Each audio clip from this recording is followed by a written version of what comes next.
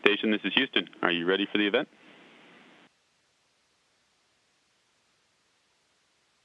Houston Station, we are ready. European Space Agency, this is Mission Control Houston. Please call station for a voice check. European Space Agency, this is Mission Control Houston. Please call station for a voice check. European Space Agency, this is Mission Control Houston. Please call station for a voice check. Station, this is Jules Grandsire from ESA-PAOK in Vorbela. How do you hear me? And this is Jules Grandsire from ESA-PAOK in Vorbela. How?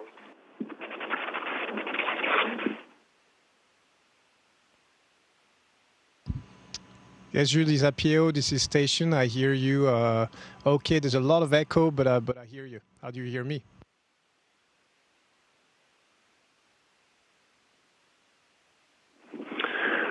Bonjour Thomas, on t'entend très bien ici, donc on va essayer quand même de le faire avec l'écho qu'il y a. On a beaucoup d'enfants, beaucoup d'élus ici à Vaux-en-Velin Planétarium qui sont prêts à te poser leurs questions. Et je passe tout d'abord la parole au président de la République, François Hollande. Thomas Pesquet, je suis heureux de vous retrouver. La dernière fois, c'était à l'Élysée. Aujourd'hui, c'est à Vaux-en-Velin, une ville pleine de force, de réussite et d'espoir, et qui est très fière de pouvoir. We were very proud to be able to establish a connection with you. I imagine that you could, in any case. Oui, yes, we are flying over all of France. Par passage, en fait, but as we pass along, I've taken many photographs. I will try to take a few more and to center my photographing. It's not as easy sometimes as it could be. I'll try again to make even nicer photographs. Alors à Vaux-en-Velin, j'ai inauguré la pose de la première pierre d'une école. Well, in your name, I have set the first stone of a new school. Your message from the heavens is one that is eagerly awaited by us. And we are happy to be able to find you connected to every part of the world. Well, it will be great pleasure. But for all of the French schools, I hope that this adventure, technological adventure, is not from an egotistical standpoint, but I've done it a little bit for everybody to help move progress along on behalf of France. You can see that I have my flag here. Last time I was at the Élysée Palace, I brought it to you, and I'll bring this as well.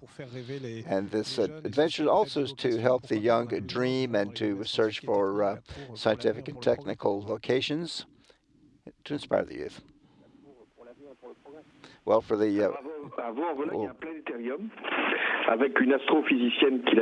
we are here at the planetarium with an astrophysicist who is next to me. She's a lady, and we have with us the young, the youth. I know that they're full of questions because you're bringing to them knowledge to all of humanity, which you have imparted to us ever since you've been up there. And many of our compatriots have eagerly kept up with you, and also for humanity, for the world at large.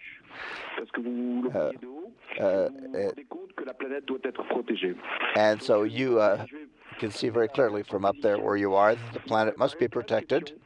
There are many questions that have been prepared to present to you. I have one more comment I'd like to make, and I await you at the Élysée Palace. And in any case, you'll be meeting the next president, and I look forward to meeting you. Thank you very much. Merci, Monsieur le Président. Thank you, Mr. President. Thank you, it's an honor. Merci, Monsieur le Président. Thank you, Mr. President. Thank you, it's an honor. Hello, Thomas. This is the Union. I'd like to have prepared for you a question for you. Lors de votre première well, the first, avez-vous eu le vertige? Do you feel a sense of vertigo up there? Pardon, j'ai pas entendu la question. I'm sorry, I didn't understand the question. Could you repeat it, please? Lors de votre première sortie extravéhiculaire. From your first extravehicular a sortie out of the, did you feel a sense of vertigo up there? It's a very good question. Listen, no, I didn't feel vertigo because my brain was accustomed to it. I was accustomed to the idea that I wasn't going to fall. You see, I can hitch myself up to the ceiling, and I understood that it would work well, that there would be no falling, and so that's what happened outside of the Space Center. But the other things that I'm afraid of, and that's losing my tools, not to be able to fulfill the stage of the tasks that are given to me, and so I need to concentrate. You see, I can see my feet beneath me, 450 kilometers of emptiness of space. It was such a super feeling. I took photographs.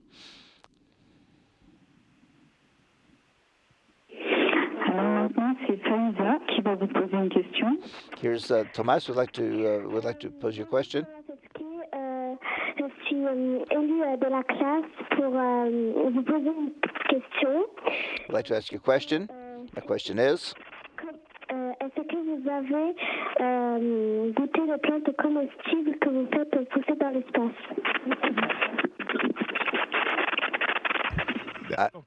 I'm sorry, once again, I could not understand. The sound is very poor. Could you repeat your question, please?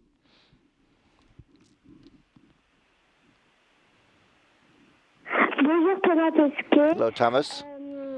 J'étais élue de la classe pour vous poser. This is Elie from the class to represent our school. My question is, est-ce que vous avez goûté les plantes comestibles que vous faites pousser dans l'espace? do you have something that can protect you in space? Oh, do you have edible plants that you can eat, that you can grow? Yes, we grow plants to see how they will function in space so that we can educate scientific people on Earth, scientists on Earth. But, you know, we eat whatever we can. We don't have a lot of fresh food. Most of what we have is in cans. So every Friday we harvest our salad. We get together and we prepare a dinner all together with our international team or initial.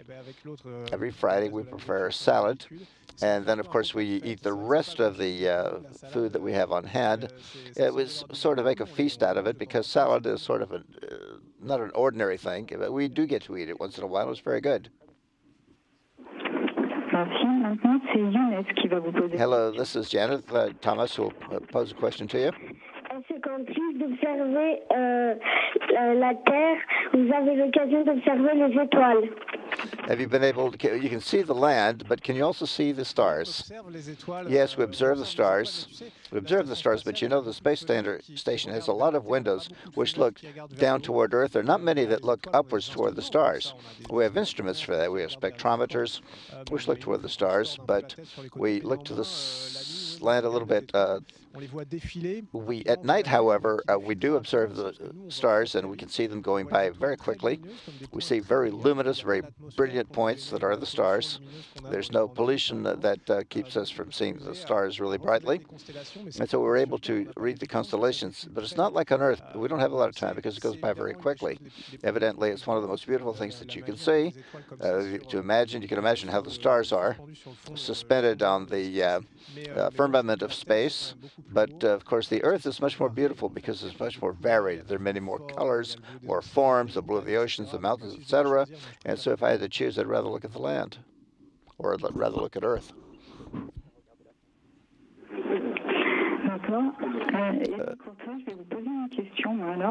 We have a question for you.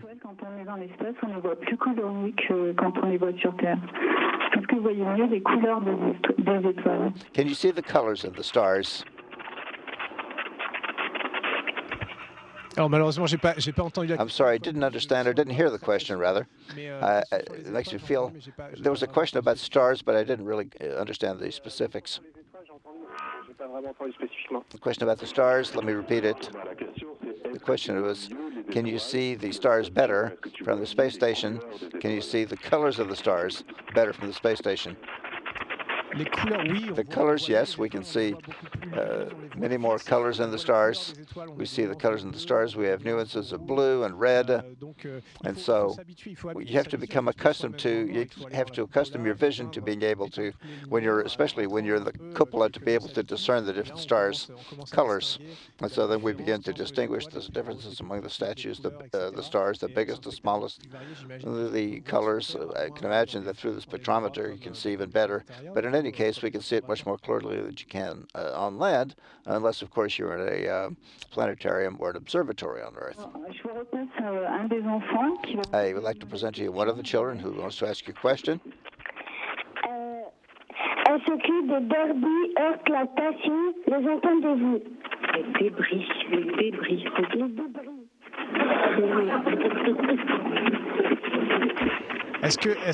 Could you Are we hit by debris here in space? Listen, the station is very well protected and armored against debris, against small debris.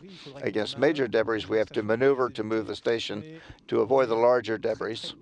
We are very seldom touched by debris, happily. We can hear them go by, but we can see them from the window of the cupola, through which we observe the Earth. It'll make a small impact, like, for example, when you have a little bit of gravel hitting the windshield of a car. But happily, we have very resistant windows. It does make you think and worry a little bit. It's a problem that we have to fight against. And the Space Agency has projects to clean up the space of space debris.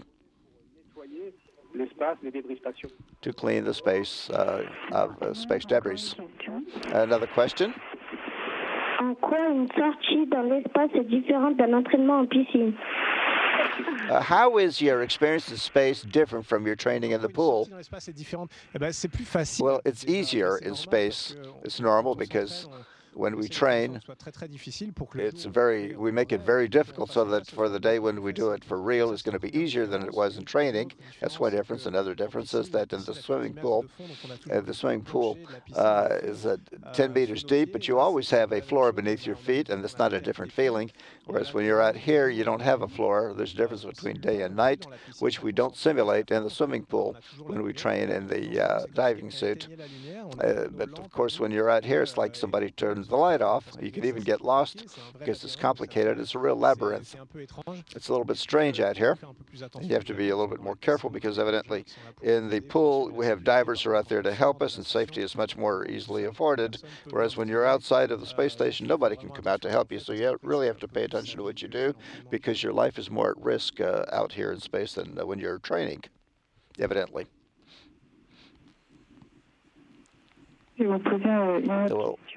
Another question. What you're doing up there stimulates people's dreams, but you have to study well to do it. Here's a young boy who has a question for you. Well, I think everything is done step-by-step basis. You cannot be discouraged by a path that seems very long. You have to do your best at school every day. You have to do your best in sports. You have to do your best to speak foreign languages. There are many things that are learned also outside of school. For example, to become an astronaut, my experience in sports, in music, my travels, all of this is, in the end, has helped me quite a bit. But I think you have to do all the things one by one. You must not say to yourself, well, there's 10 years ahead. It's going to be very difficult. I'll never get to the end of it. You have to tell yourself, what will I do this year that is well? What will I do next year? It's a construction. It's an edifice that you build. It's like a Lego construction, brick by brick. You mustn't look at the end, which shows you the constructed Lego structure. You have to begin from the beginning and then take it stage by stage. That's the way I did. I think it works well. This is what I advise to the youngest. And then everybody, all kinds of specialties are needed in space. There's not just astrophysicists and astronauts, but there are many other paths, professions that are interesting that contribute to the program. Alors, il nous reste combien de temps de... Est-ce qu'un parent veut poser une question? Here's a question for you. Un autre élève. From another student.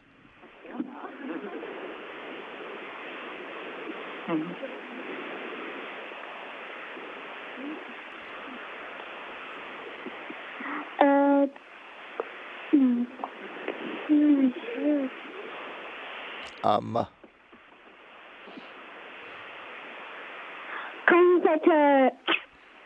vous faites du sport, vous êtes attaché? When you are you? Quand on sort de la station, on est attaché, c'est ça ta question? Are we attached when we get out of the space station? Is that the question? When you leave the space station, are you still attached? Is that the question? Alors, la question à l'intérieur de la station orbitale. Within the orbital space station, are you? Yes. When you leave, you are attached because you want to be sure that you don't drift away out into space. Because I don't know if you've seen it, but you want to avoid that, evidently. We're always attached. We have like a sort of a spool that lets you out. That's attached to the space exit port. And of course, when we work in a certain space, you have to be attached with some sort of device, the way we might do when we're climbing a mountain. We attach ourselves sometimes by the feet. We put the feet on a platform, which allows you to work with two hands. There are many ways to attach yourself, but the rule is you must always be attached to the station at all times. If you ever were to be separated from the station, which has never happened, but we do have in our backpack a little sort of a scooter, space scooter, a little jetpack, which we deploy, and that with a joystick you can control it to pilot yourself to return to the station. But we only have enough fuel for one try, so the rule really is to never get unattached or disconnected.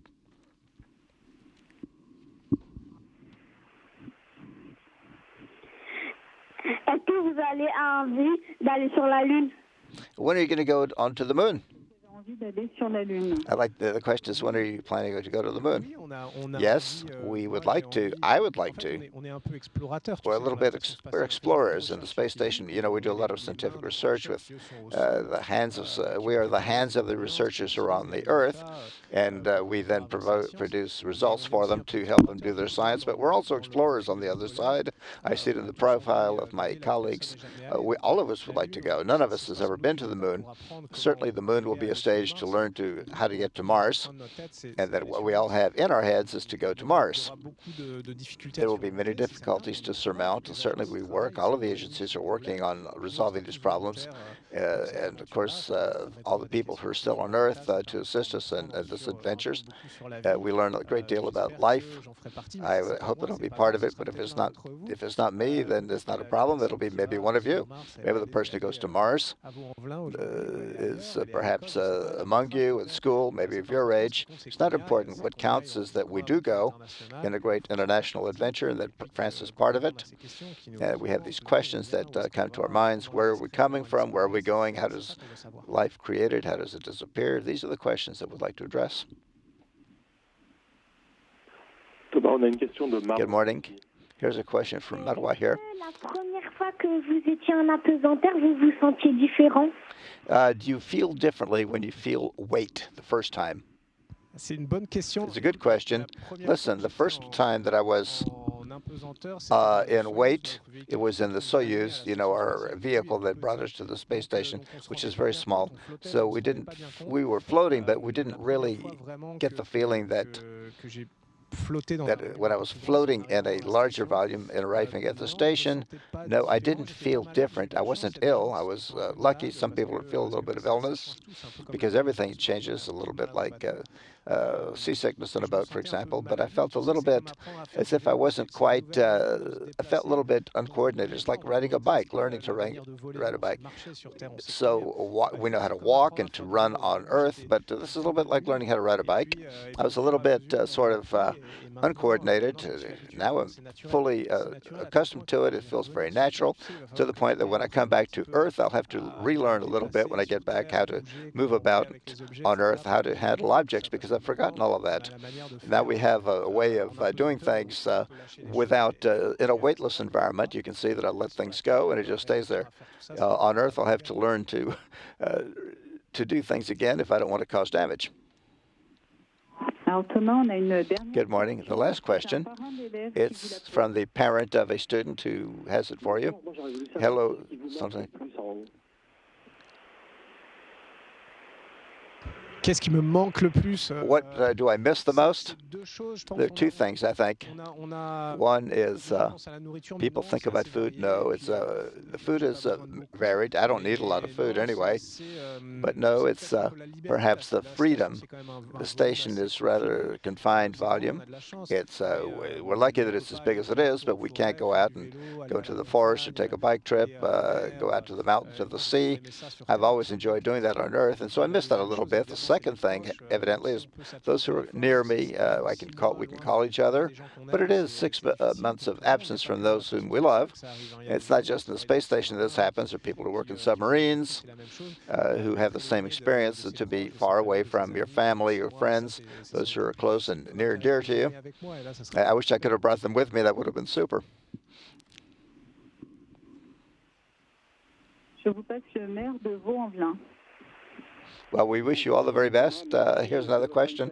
Thomas, thank you for your interconnection with us, interchange from space.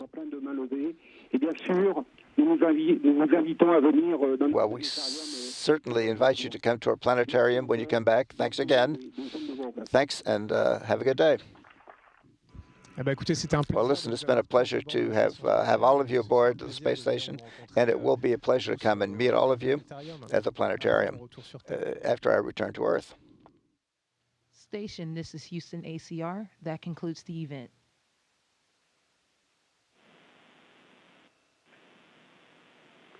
Thank you, President Hollande, and all participants with the European Space Agency. We are now resuming operational audio communications.